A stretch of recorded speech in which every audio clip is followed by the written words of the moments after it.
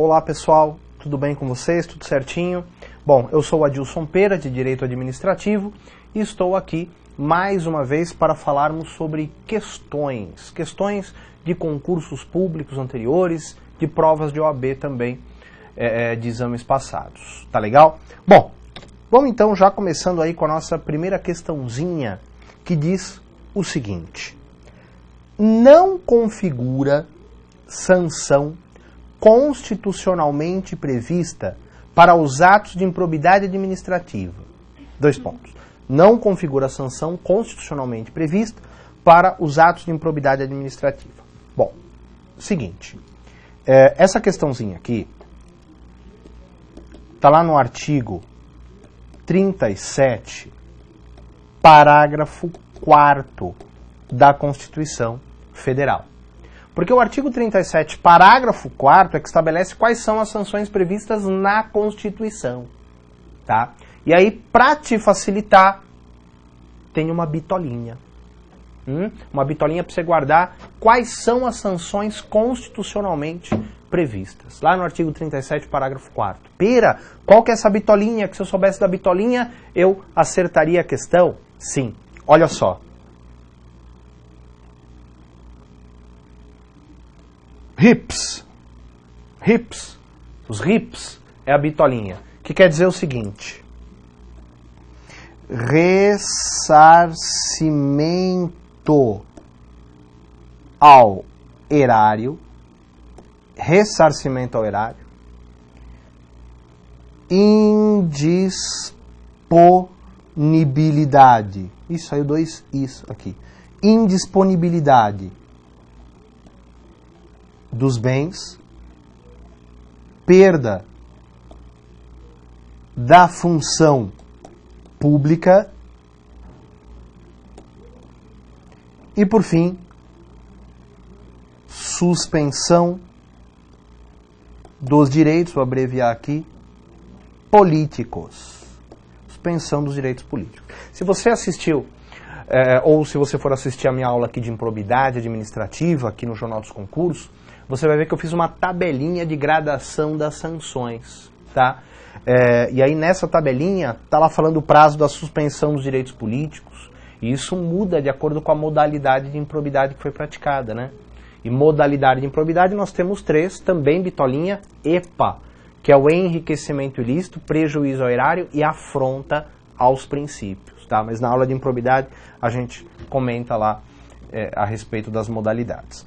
Bom, então o artigo 37, parágrafo 4º da Constituição prevê estas 4 sanções: ressarcimento ao erário, indisponibilidade dos bens, perda da função pública e suspensão dos direitos políticos. Toma cuidado que eu já vi em questão de prova, a alternativa fazendo mistura destas sanções. Por exemplo, olha só, aparece assim, ó, perda dos direitos políticos. Não, tá errado. Perda da função pública, né? Aí aparece lá também, suspensão da função pública. Errado, é suspensão dos direitos políticos, tá? Bom, então vamos lá. Diz a questão: não configura a sanção constitucionalmente prevista para os atos de improbidade. Perda da função pública, tá aqui. Então essa daqui configura. Suspensão por mais de 30 dias sem percepção dos vencimentos? A Constituição não prevê isso daqui. Tá. Letra C. Suspensão dos direitos políticos. Suspensão dos direitos políticos. Ressarcimento ao erário. Ressarcimento ao erário. A indisponibilidade dos bens. Indisponibilidade dos bens. Tá bom. Então a letra A está na Constituição, a C, a D e a E estão na Constituição. A letra B não configura sanção constitucionalmente prevista, por isso é a alternativa correta. Só lembrando, a lei de improbidade é a lei 8429/92. Tá? E a lei de improbidade, ela também prevê estas 4 sanções, né, os RIPS, e mais 2 sanções, que é a multa civil, tá, e a suspensão de contratar com o poder público e receber benefícios e incentivos fiscais ou creditícios. Tá? Então há aí uma proibição, né, de contratar com o poder público e receber benefícios e incentivos fiscais ou creditícios. Isso previsto na lei de improbidade, tá bom? Eu também já vi questãozinha, só te dando um toque, que perguntava o seguinte: a Constituição Federal prevê as seguintes sanções aplicadas àquele que cometa ato de improbidade. 2 pontos. E aí vem as alternativas, e nas alternativas o que faziam? Colocavam as 2 sanções que estavam na lei e não são previstas na Constituição. Então aí você também tinha que ter decorado os RIPs para você saber que as sanções constitucionais, as que estão na Constituição, são os RIPs, mais nenhuma. Tá bom? Muito bem. Beleza. Então, questão 1, alternativa B de bola. Questão 2. Com relação ao controle da administração, assinale a alternativa incorreta.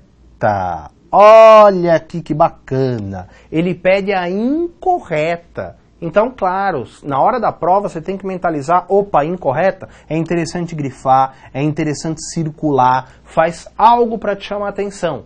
Ele quer que você assinale a errada.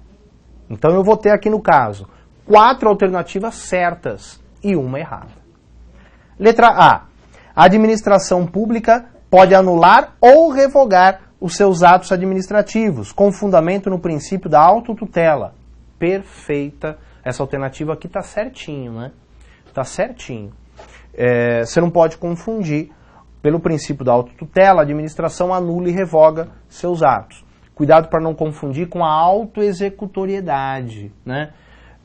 Pela qual a administração executa seus atos sem submetê-los à prévia autorização do Poder Judiciário, né? Sem submetê-los à prévia análise do Poder Judiciário. Então, só cuidado para não confundir aí autotutela com autoexecutoriedade.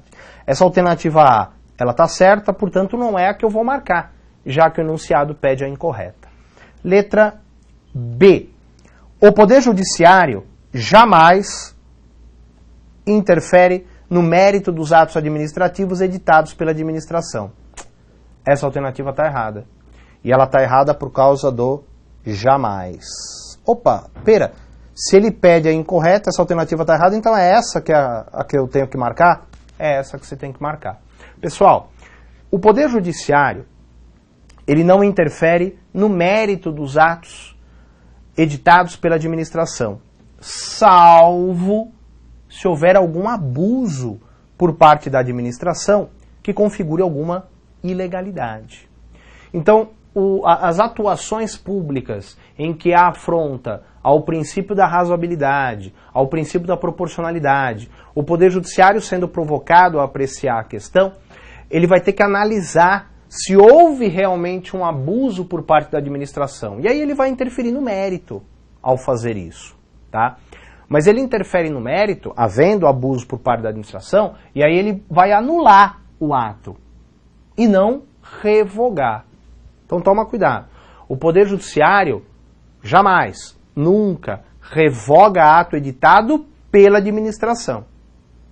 Isso está certo. Embora o Judiciário possa revogar os seus próprios atos, né? Ele não pode revogar um ato editado pela administração. Agora, eu falar que o Poder Judiciário jamais interfere no mérito, aí isso está errado. Tá certo? Beleza. Letra C. O controle administrativo com relação ao momento em que é praticado pode ser prévio, concomitante ou posterior. Certinho. Concomitante é durante a realização do ato, né? Durante a realização do ato. Então, o acompanhamento de um concurso público pelo órgão competente, o acompanhamento de uma licitação, né? Seriam estes atos concomitantes, tá? Letra D. O controle de legalidade dos atos administrativos pode ser exercido pela própria administração, controle interno, ou pelo Poder Judiciário, controle externo. Perfeito. A administração pública, o Poder Judiciário pode anular atos ilegais. A administração também pode anular seus próprios atos. Agora, a revogação de atos editados pela administração, aí é feita apenas pela administração. tá? Ok. Letra E. O Tribunal de Contas da União é um órgão que auxilia o Poder Legislativo na fiscalização contábil, financeira e orçamentária dos entes públicos. Perfeito. Artigo 70 e 71 da Constituição Federal, tá? Então, essa questão 2, alternativa B de bola, é a alternativa correta. Tá certo? Muito bem. Então, questão 3 já aparece aí pra gente. Vamos lá. Um empregado de uma sociedade de economia mista, então vamos lá, vamos grifar, sociedade de economia mista, ele é regido pela CLT, né? No exercício de suas funções, isso também é importante, causa dano material a terceiro.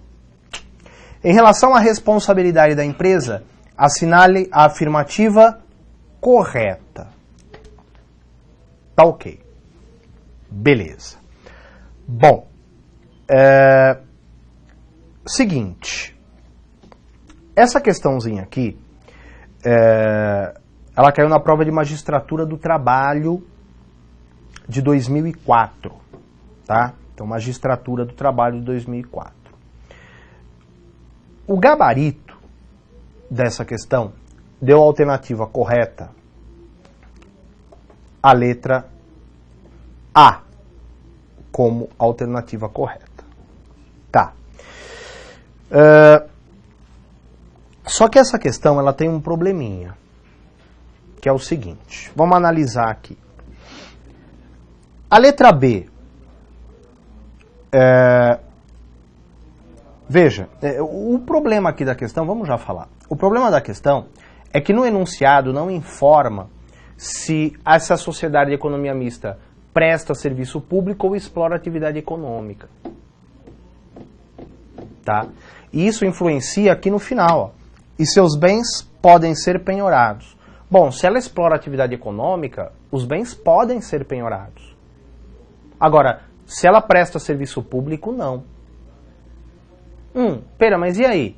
E aí, que dá uma olhadinha na alternativa E.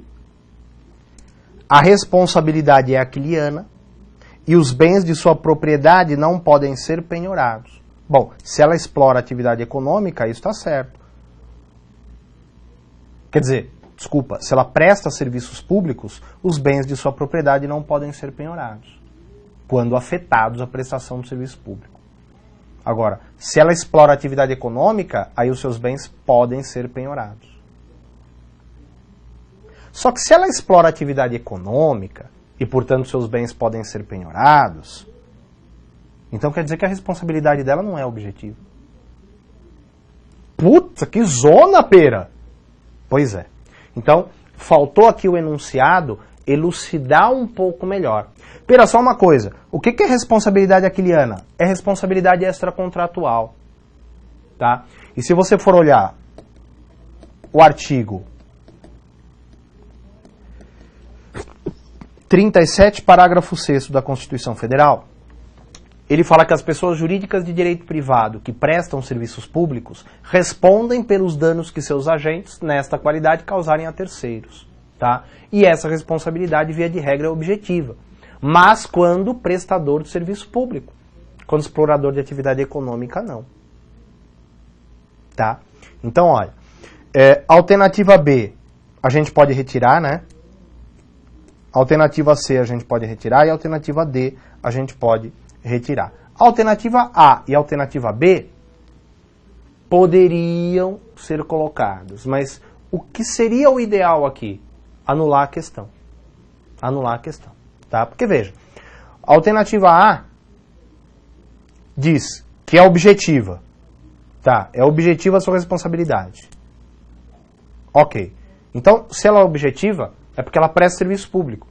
Se ela presta serviço público, bem utilizado na prestação do serviço, é considerado como se fosse público. Então ele não pode ser penhorado.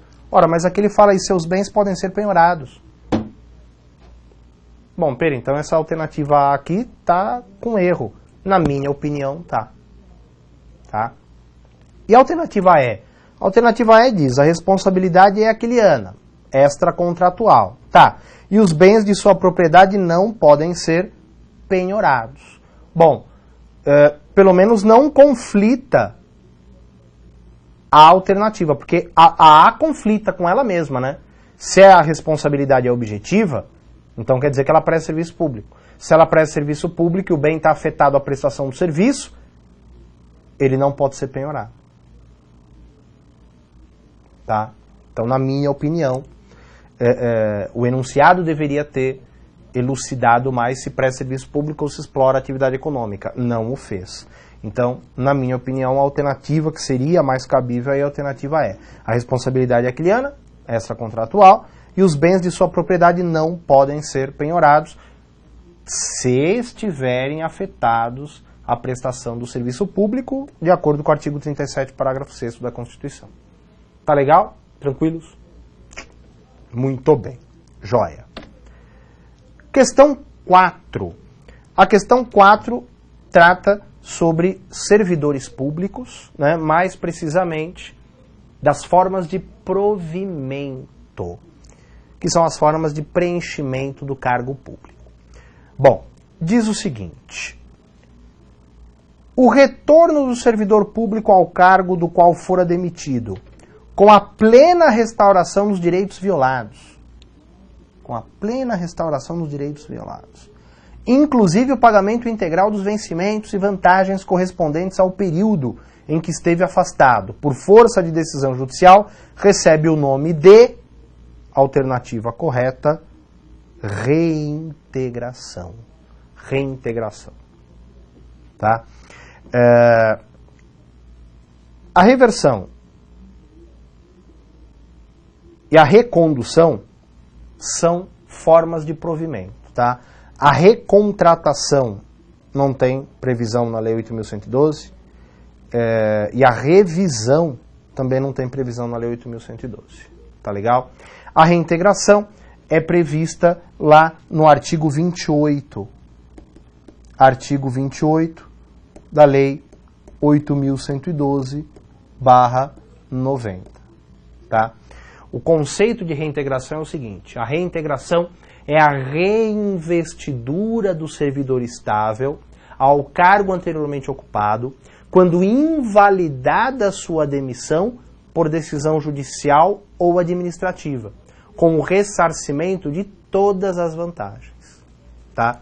Aí o servidor, voltando para o cargo que ele ocupava, sendo reintegrado, aquele que eventualmente estivesse ocupando a vaga dele será reconduzido. Aí é uma outra forma de provimento, que é a letra D, que fala aqui recondução. Né? Então, o que é a recondução? Vamos falar do conceitinho também da recondução. A recondução é o retorno sem indenização do servidor estável ao cargo anteriormente ocupado e decorrerá de, primeiro, reintegração do anterior ocupante e, segundo, inabilitação em estágio probatório relativo a outro cargo. Tá? É isso mesmo.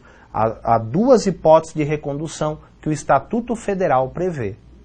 Tá certo? Pera, e a reversão, hein? A reversão é o retorno à atividade de servidor aposentado por invalidez, quando por junta médica oficial forem declarados insubsistentes os motivos da aposentadoria.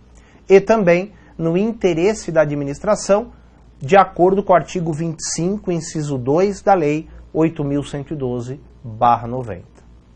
Tá legal? Estas formas de provimento caem muito, né? 4 que caem muito: reintegração, recondução, readaptação e reversão. Cai muito em prova e é muito comum a confusão entre estas formas de provimento. Isso daqui você tem que memorizar esses conceitos, tá? Falei de uma outra forma que eu não dei o conceito, que é a readaptação. O que é a readaptação? É a investidura do servidor em cargo de atribuições e responsabilidades compatíveis com a limitação que tenha sofrido em sua capacidade física ou mental, tá? Verificada por junta médica, tá certo? Então ele sofre um acidente, que pode ser no trabalho ou fora dele, e esse acidente reduz a sua capacidade física ou mental, tá bom? Aí o servidor será readaptado, ele muda de cargo, sem que haja redução na sua remuneração, tá legal? Então, ó, estude esses conceitos, memorize esses conceitos, reintegração, recondução, readaptação e reversão, são importantes para você, tá legal? Muito bem, pessoal, muito obrigado pela atenção. Eu encerro por aqui neste módulo. Aqui estão os meus contatos. Forte abraço para você, bons estudos e até o próximo encontro. Tchau, tchau, gente. Valeu!